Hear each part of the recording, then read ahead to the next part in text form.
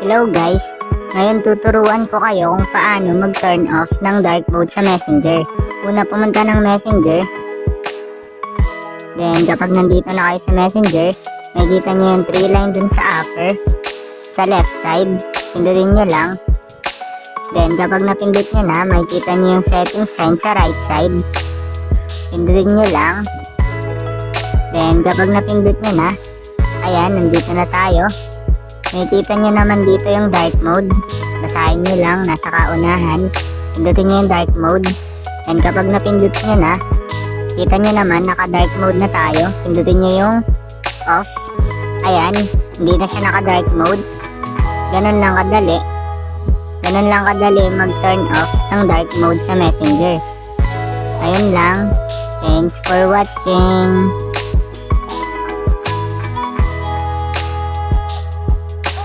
Subscribe me for more videos like this.